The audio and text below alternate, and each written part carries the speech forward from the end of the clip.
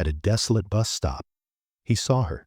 She was a solitary figure, huddled on the hard plastic bench, a silhouette of pure and unadulterated distress. She cradled a pregnant belly with one hand, a protective, desperate gesture, while her shoulders trembled from a chill that ran deeper than the biting city air. His name was James, and his first instinct, a raw impulse born from his own precarious survival, was to keep walking. He tightened his grip on his daughter's small hand and hurried past. A voice in his head, cold and pragmatic, whispered, "Don't look. You have your own war to fight. You have nothing left to give." But his daughter, Maya, a 6-year-old anchor of innocence in his turbulent world, stopped dead in her tracks. Her small voice, full of a child's unfiltered, profound truth, cut through the noise of his own fear. "Daddy," she whispered, her warm breath fogging in the frigid air, her eyes wide with concern. "That lady is sad. Her heart looks broken." Her words were a physical blow, stopping him completely. He turned, and this time, he didn't just glance. He truly saw her. He saw the profound exhaustion etched into the fine lines around her eyes, the kind of soul-deep despair that clawed at him in the dead of night when the weight of the world felt too heavy to bear. He recognized the look of someone who had been pushed past their limit. "Stay right here for 1 second, sweetie." He gave Maya's hand a reassuring squeeze and approached the woman slowly, as one might approach a frightened animal. "Excuse me, miss. Are you all right?" She looked up, and her eyes were wild with a flash of panic, her guard instantly up. "I'm fine," she stammered, the words a transparent shield. Her voice broke on the lie, betraying her. I just need to rest for a moment." James knew that kind of fine. It was the same word he used when the landlord asked about rent, the same word he used when his own stomach growled with hunger. He pressed gently, his voice soft. "It's a very cold night to be resting out here, especially in your condition." His gentle persistence broke through her defenses. A single tear escaped, tracing a path down her pale, cold cheek. "My wallet was stolen," she confessed, the words tumbling out in a sudden rush of shame and exhaustion. "My purse was right here on the bench beside me, and then it was just gone. It had everything. I missed my bus, the last one for the night. I don't have my phone. I haven't eaten all day." The conflict inside James was a physical knot twisting in his gut. A single, worn-out $20 bill sat in his pocket. It wasn't just money. It was his only shield against the coming week. It was milk money, bread money, a sliver of security. He looked over his shoulder at Maya, who was watching him with wide, trusting eyes. What was he teaching her? To walk away? To ignore suffering when it was right in front of them? In that moment, staring into the abyss of another's desperation, it wasn't a choice. It was a reflex of the man he wanted to be, the man he wanted his daughter to see. He reached into his pocket and pulled out the $20 bill. He held it out to her, the paper worn soft from worry. "Here," he said, his voice firm with a conviction that defied his circumstances. "Please, go get something hot to eat. You need this more than I do." She stared at the money as if it were a burning coal, then at his face, her eyes wide with disbelief and suspicion. "No," she whispered, shaking her head. "I can't possibly. You don't know me." "It's not a loan," James insisted, gently pressing the bill into her cold, hesitant hand. Her fingers were like ice. "It's just helping. I don't need to know you. Just promise me you'll take care of yourself." And the little one. Tears were flowing freely now. Tears of shock and gratitude. "Thank you," she choked out, clutching the bill like a lifeline. "Thank you. How can I ever repay you? What's your name?" James gave a small, weary smile, the first genuine one in what felt like weeks. "There's nothing to repay. My name is James. Just pay it forward someday." He turned and took Maya's hand, walking away into the encroaching darkness without looking back, feeling the woman's stunned gaze on him long after he had gone. "Daddy," Maya asked as they walked the long way home, her small brow furrowed with a child's practical logic. "That was our grocery money. The last of it. What will we eat for dinner?" He squeezed her hand, his heart a confusing mix of aching emptiness and a strange, profound fullness. "Well, figure it out, sweetie," he said, forcing a confidence into his voice that felt like a betrayal. "We always do, because helping someone is what makes us rich, even when our pockets are empty." The noble words felt like a lie in the echoing silence of their cramped apartment. The tired yellow walls seemed to close in the air, thick with the scent of worry. The days that followed were a grim slow-motion descent. Meals became painful exercises in rationing. A scoop of plain rice, a shared apple cut into paper-thin slices. James learned to ignore the dull, persistent ache in his own stomach, convincing himself he wasn't hungry, so Maya could have a little more. He would drink glass after glass of water, feeling it slosh around in his empty stomach. His phone buzzed with a venomous finality. A text from the landlord. "Mr. Henderson James' rent is 5 days late. This is your final warning. Need it by Friday, or I start the formal eviction paperwork." Friday. His paycheck from the warehouse was still 5 days too late. The job was a grueling 10-hour marathon of lifting heavy boxes and loading trucks. The drone of machinery a constant hum beneath the chronic ache in his lower back. He was once a skilled carpenter, a craftsman with dreams of building his own house with a yard for Maya to play in. But a workplace accident involving faulty scaffolding had stolen his career, and a sudden aggressive illness had stolen his wife, Sarah, leaving him to pick up the shattered pieces of their life alone. He looked at a child's drawing, taped to the refrigerator, a treasured relic from a happier time. 2 stick figures, with wide smiles holding hands under a radiant sun. Daddy and me. His daughter was his entire world, the one perfect thing he had. But a cold, sickening dread washed over him. He was failing her. He was failing Sarah's memory. That evening, Maya climbed onto his lap as he stared at the final notice, "Daddy." She whispered, her voice small and hopeful. "Becky at school got the new crayons today. The big box. The one with the sharpener on the back and the glitter colors." His heart tightened into a painful knot. A $5 box of crayons felt like an impossible luxury, a mountain he couldn't climb. He couldn't bear to look at her, so he buried his face in her hair. The faint, sweet scent of strawberry shampoo filling his senses, a small comfort in a sea of failure. "I know, sweetie," he said, his voice thick with unshed tears. "They sound beautiful. One day, I promise you'll have all the glitter crayons in the world." The landlord's final call came as inevitable as the sunrise. "James, it's Henderson." Sorry, son, but my hands are tied. You have 1 week, 7 days. Then the marshal comes to change the locks." The question haunted him in his sleep and ambushed him in his waking hours. Had he been a fool, a reckless, sentimental fool, to put his own child's home, their last sanctuary, at risk for a complete stranger he would never see again? The weight of that single act of kindness now threatened to crush him completely. Meanwhile, in a sprawling penthouse suite that seemed to float above the city, Amelia Hawthorne stood by a floor-to-ceiling window, watching the distant lights twinkle like a galaxy beneath her. The thin, worn-out coat she'd been wearing at the bus stop was gone, replaced by a soft, cream-colored cashmere sweater.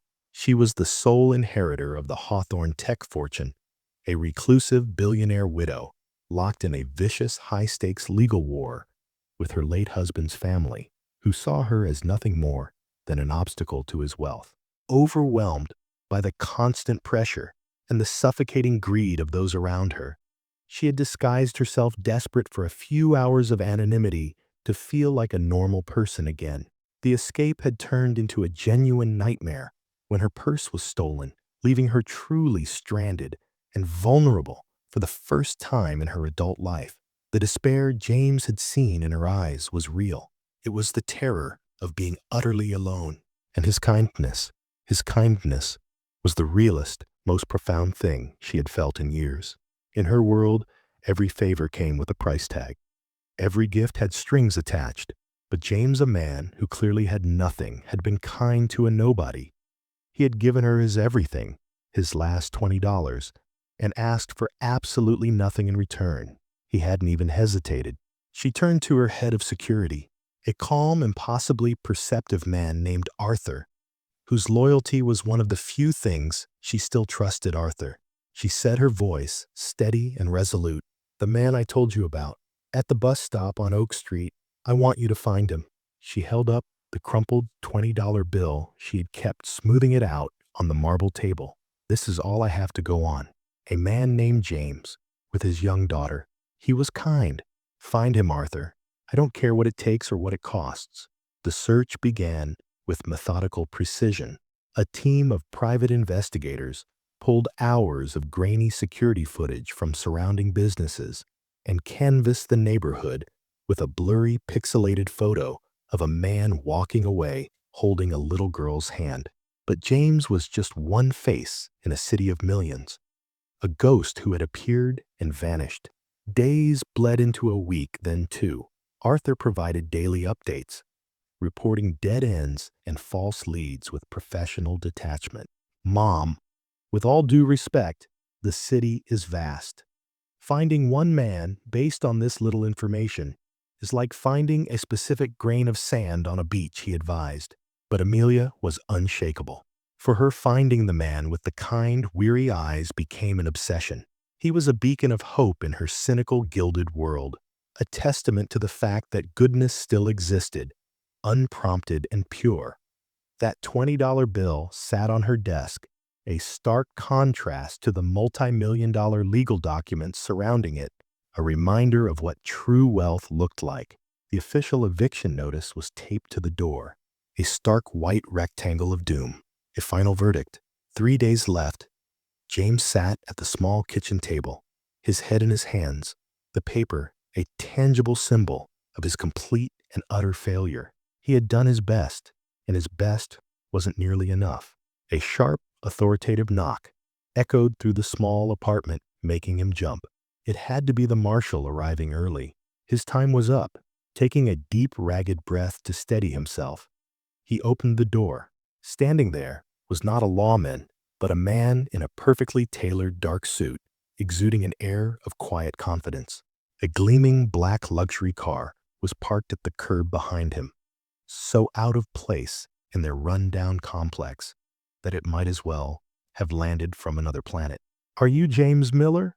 the man asked, his voice calm, polite, and professional. James, stunned into silence, could only nod. "My employer would like a word with you," the man said. "She asked me to tell you that she has something that belongs to you." I think you have the wrong person." James stammered, his mind racing.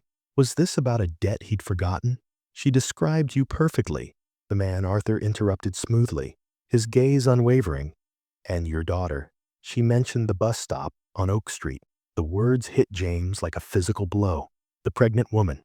It couldn't be lost in a fog of confusion and exhaustion so far beyond his depth. He could no longer see the surface. He simply agreed. He gently woke Maya from her nap, and they were led from their condemned apartment into the silent, leather-scented interior of the gleaming car.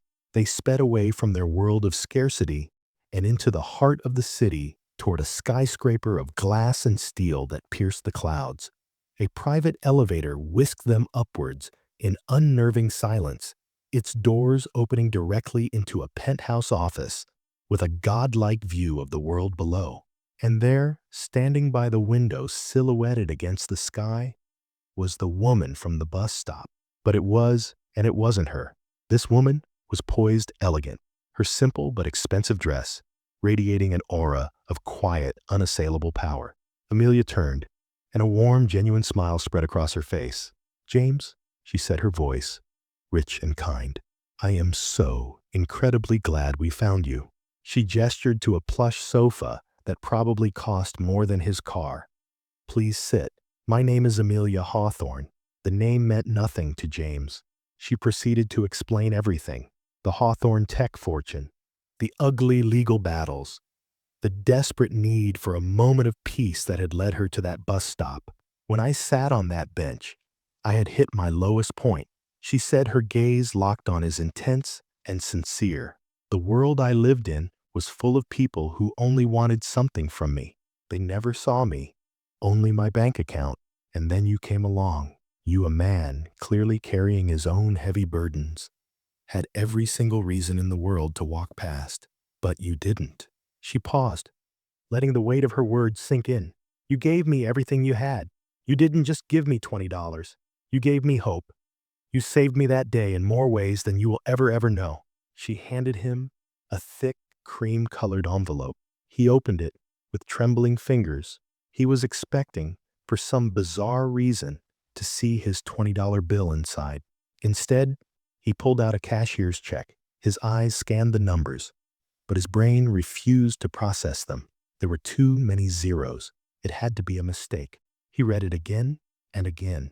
Pay to the order of James Miller. Amount, $100 million. $1 million. The check slipped from his numb fingers and fluttered to the thick, soft carpet. The world tilted on its axis.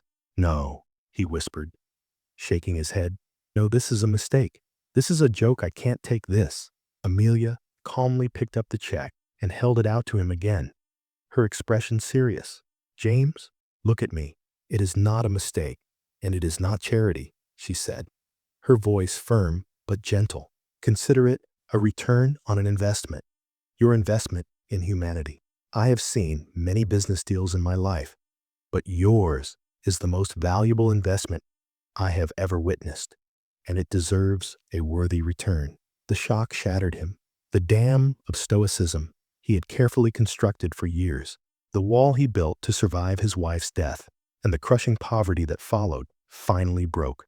A strangled sob escaped his lips, then another, the crushing weight of the eviction notice, the constant hunger, the gnawing fear for Maya's future. It was all washed away in a sudden violent tidal wave of relief. He sank onto the sofa, his body shaking uncontrollably with the force of his release.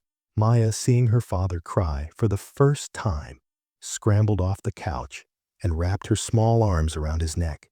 It's okay, Daddy. It's okay. When his sobs finally subsided into shuddering breaths, Amelia spoke again, her voice soft. The money will solve your immediate problems, she said gently. It will give you the security you deserve. But I have another proposal. I am starting a new charitable foundation. Its mission will be to provide direct, immediate support to single-parent families who are falling through the cracks, people the system overlooks. I need someone to run it, someone who understands the struggle firsthand, someone with unquestionable integrity and a compassionate heart. She leaned forward, her eyes shining with purpose. I need someone like you, James. I'd like to offer you the position of executive director, a job, a real job, a purpose. It wasn't just a handout. It was a hand up, a chance to build something new. He could turn his own pain, his own suffering into a source of light for others, trapped in the same darkness he was just rescued from. Yes, he said the word coming out on a breath of renewed hope. He looked from Amelia's hopeful face to his daughter's trusting one, and his voice filled with a new and powerful conviction. Yes, it'd be honored. Conclusion. 1 year later, James lives in a modest, comfortable house with a small yard and a sturdy swing set, where Maya's bright, carefree laughter echoes freely in the afternoon sun. Her glittery crayon-filled drawings aren't just taped to the fridge anymore. They're framed and cover the walls of their home. The final scene isn't in his home, but in a clean, simple office. The sign on the glass door reads, "The Hawthorne Family Foundation."